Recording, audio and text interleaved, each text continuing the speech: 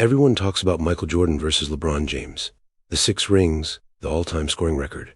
The GOAT debate has been stuck in an echo chamber for years. But there's a name that seems to get left out of the conversation more often than it should. A name that represents more than just championships, stats, or MVP trophies. Kobe Bean Bryant. A name that carries the weight of obsession, isolation, and a maniacal dedication to greatness. This man didn't just want to win, he needed to win, more than anyone in the history of the game. He didn't chase greatness, he became it by paying the price in full. He sacrificed relationships, reputation, and sometimes even his body to reach that next level. The one most athletes only talk about in interviews. This isn't some emotional tribute, and this definitely isn't just nostalgia. This is a deep dive. A hard case why Kobe Bryant is the most complete and compelling GOAT candidate in NBA history. Not second best. Not somewhere in the top 5. The GOAT. Period. Kobe Bryant's path to greatness didn't begin in the usual way.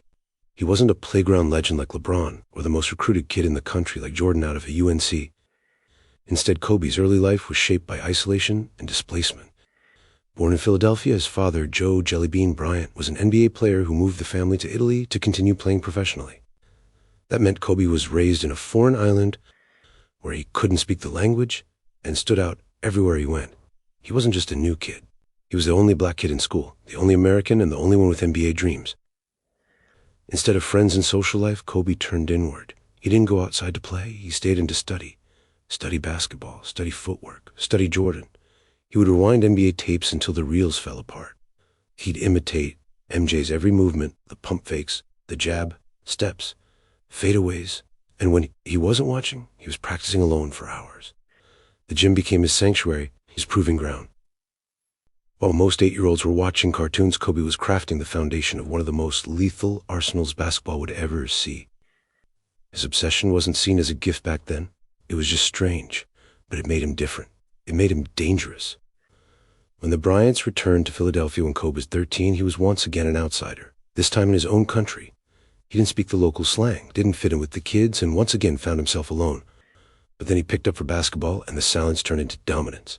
By the time he was in high school at Lower Merion, he averaged 31 points, 11 rebounds, 6 assists, and 4 blocks. He carried a historically average team to its first state title in 53 years. He won NCAA Player of the Year and was named McDonald's All-American.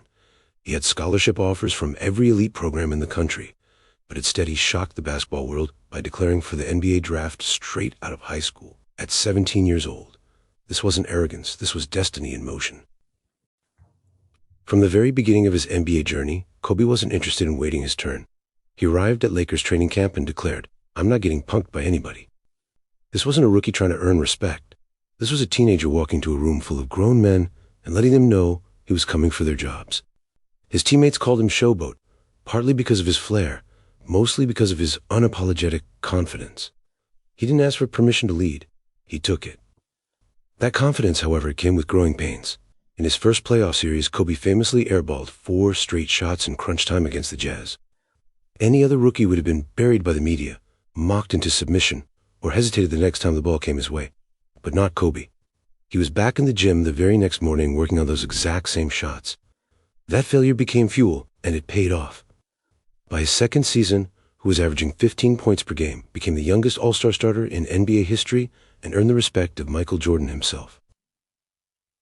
What made Kobe unique is that he was never afraid of the moment, never deferential to legends. When other players stood in awe of MJ, Kobe was asking him questions, breaking down his footwork mid-game, looking him in the eye like an equal. And by the early 2000s, it became clear. He was no longer the understudy. He was taking center stage. Now let's talk about that three-peat. Everyone talks about Shaq's dominance, and rightfully so. But Shaq never wins those titles without Kobe's killer instinct. In the 2000 finals against Indiana, when Shaq fouled out of the game, and the game hung in the balance, it was Kobe, with a sprained ankle, who took over in overtime. That's not a sidekick behavior. That's a closer. A killer. A guy who wants the ball when it's life or death. Now let's stir the pot. Because if we're really talking about the GOAT, not just the most liked or the most hyped or the most statistically gifted, we have to talk about pure skill. When it comes to skill, Kobe Bryant is on another level, even above Jordan or LeBron. Let's break it down. Footwork? Nobody in the modern era had the footwork of Kobe had, not even MJ. That's not fanboy exaggeration. That's come from players like Hakeem, Olajuwon, that trainers like Tim Grover who trained both Kobe and Jordan. Kobe's ability to create space, even when defenders draped all over him, was surgical. He didn't have just moves. He had counter moves for his counter moves. Whether it was the post, the elbow, or the baseline, Kobe's footwork was so technical that it became an art. Defense? Let's talk about it. Kobe made 12 all-defensive teams in his career, and unlike other stars, he actually guarded the opposing team's best perimeter player when it mattered. Jordan was an elite defender in his prime, yes, but he didn't chase around Allen Iverson or Steve Nash like Kobe did. And LeBron? Let's just say help side blocks don't make a Gary Payton. Basketball IQ? Kobe was a tactician. He watched film the way chess grandmasters study boards. He'd memorize referee tendencies, opponent foot placement, offensive schemes, all of it. He didn't just react to the game, he anticipated it. And when you combine that with his work ethic, 4 a.m. workouts, 400 made shots per session, sometimes training 6 hours straight, you get something more than a player. You get a savant. And yeah, we've heard criticism. Kobe was inefficient. He shot too much. You know what? He did shoot a lot. But you try taking those same shots, double-teamed, fading away, broken finger, 5 seconds on the clock, and tell me who you want taking that shot. LeBron passing to a role player, or Kobe pulling up without blinking? When we talk about legacy, people love to throw around terms like efficient scorer, great passer, or complete player. But Kobe wasn't just about clean box scores. He was about the moment. He made basketball theatrical, poetic even. When it came to scoring, there was simply no one like him. Let's start with the obvious. 81 points. The second highest scoring game in NBA history. I think it's a profession with team. Not in some pickup game, not in garbage time.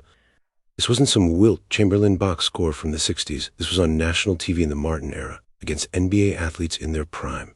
And Kobe torched them. The Raptors were trying. They were double-teaming, trapping, switching. Didn't matter. Kobe wasn't hot. He was possessed. That performance alone would put most players in the Hall of Fame, but for Kobe, it was just the peak of an era. Just weeks earlier, he scored 62 points in 3 quarters against the Mavericks. He set up the entire fourth, and still had more points than the entire opposing team after 3 quarters. Who does that? But beyond the gaudy numbers, Kobe's genius was in when he scored. The clutch, the fourth quarter, game winners. It was about when he scored. According to Basketball Reference, Kobe Bryant has the most game-winning shots in NBA history. What, 26? We're not talking about open corner threes. These were contested, off balance, double-clutch daggers within the game on the line. Let's not forget his final masterpiece, April 13th, 2016. His body was broken. His team was irrelevant. The season meant nothing. But Kobe put on one last show. He scored 60 points in his final game, and they weren't just empty points. The Lakers were trailing late in the fourth quarter, and it was Kobe who led the comeback, scoring 17 straight to win it. Every shot looked like it hurt. His legs were gone, but his will wasn't. That's the difference between a star and a legend. And somehow people still question his greatness. Here's where we leave stats behind, because Kobe Bryant was bigger than basketball. What made him truly legendary was his Mamba mentality. That's not just a slogan or a Nike tagline. It's a code of life. A mindset that says, I will outwork you. I will outthink you. I will outlast you. While Jordan had charisma and LeBron has politics, Kobe had monk-like discipline. He trained while injured. He practiced before dawn. He watched film on plane rides and in hotel rooms. Teammates complained that he was too intense. He didn't care. He wasn't trying to be a friend. He was trying to be the best to ever do it. Even when his body failed, his mind never did. When he tore his Achilles in 2013, one of the most devastating injuries in sports, he stayed on the court, shot his free throws, walked off under his own power. That moment became a symbol, not of pain, but of pride, of refusing to quit, no matter what. And post-retirement, Kobe didn't fade into obscurity.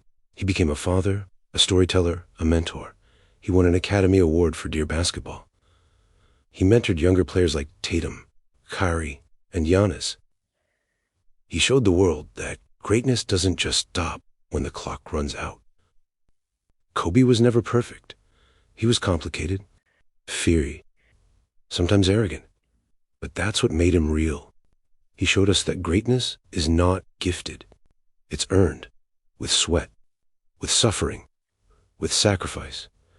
And that's what Mamba mentality is all about.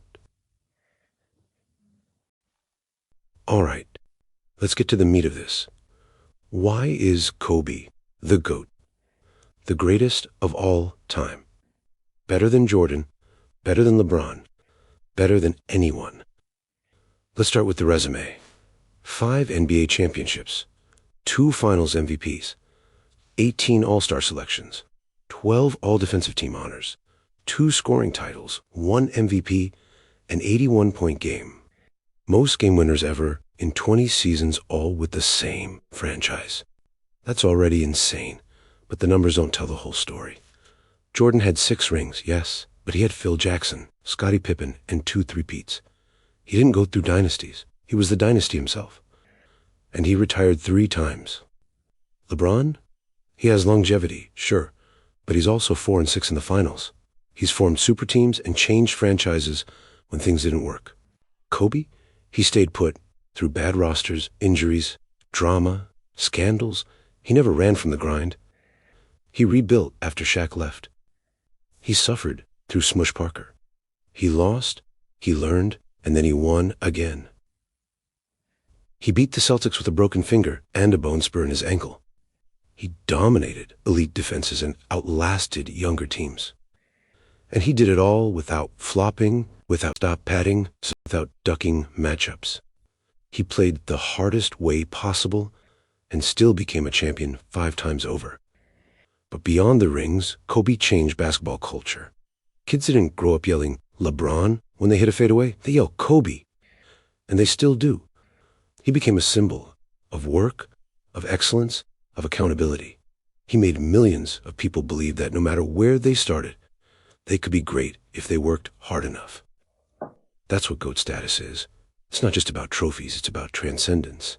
And no player, not Jordan, LeBron, has ever embodied that as purely and as fully as Kobe being Bryant. I know everybody's wondering how Kobe would play today. So let's play the what-if game. What if Kobe played in today's NBA? In a league where defense is softer, spacing is wider, load management is the norm, Kobe would break records. He averaged 35 points per game in an era where hand-checking was still a thing, where bigs clogged the paint, where physicality wasn't just allowed, it was celebrated. Put 2006 Kobe in today's game, we're talking 40 points per game, easily. No handshake rule, clear lanes, more possessions, less defense, and you think guys like Luka and Trey are elite scorers? Imagine what happens when a fully obsessed, footwork-obsessed, maniacally disciplined Kobe gets that kind of space. And forget rest days. Kobe torched Achilles and still walked off the court. You think he's asking to sit out on back-to-backs? That's the thing, he wasn't built for convenience. He was built for war. Since we got into today's NBA, how about we talk about how half the players now model their game after Kobe? People don't talk about it enough, that how much of today's game is built off Kobe's blueprint. Tatum, Booker, Kyrie, they're not just Kobe fans, they're Kobe clones. Look at their footwork, their shot selection, their post-up fadeaways. That's not LeBron, that's not KD, that's Piers Mamba. He became the prototype for a new kind of scoring guard. Someone who didn't really rely on athleticism alone, but on angles, counters, mental discipline, and versatility. He made being a student of the game cool. He turned practice into a badge of honor. He trained like a fighter and inspired a generation to do the same. Even in death, his fingerprints are on every corner of the league. He didn't just inspire players, he built them. Here's a stat that no one talks about. Kobe Bryant wasn't always the best statistical player on the floor, but he was always the most feared. Ask NBA legends, ask players, who do they fear more in the clutch, LeBron or Kobe? Wasn't even close. Even elite defenders like Tony Allen, Ron Artest, and Bruce Bowen, guys who pride themselves on shutting them down superstars, have admitted Kobe was the toughest assignment of their careers. Because he wasn't just going to score, he was going to embarrass you doing it. That's what made him different. He didn't just want to beat you, he wanted to break your will. Look, I know some of you are shaking your heads. You're thinking, Kobe wasn't as efficient as Jordan. He didn't pass like LeBron. He wasn't the best teammate. Maybe you're right. Maybe Kobe wasn't built to be everyone's favorite. But that's exactly why he's mine. He was flawed. He was fierce. He was real. He didn't take shortcuts. He didn't ask for sympathy. He just got it done. And he left behind a blueprint for what greatness really costs. So go ahead. Tell me why Jordan's your GOAT. Tell me why LeBron's the king. But when you're alone in the gym, when your body hurts and your dream feels far away, when you whisper to yourself, just one more rep, that's Kobe. That's the Mamba in you. And that's why for me, and for millions around the world, Kobe Bryant will always be the greatest of all time.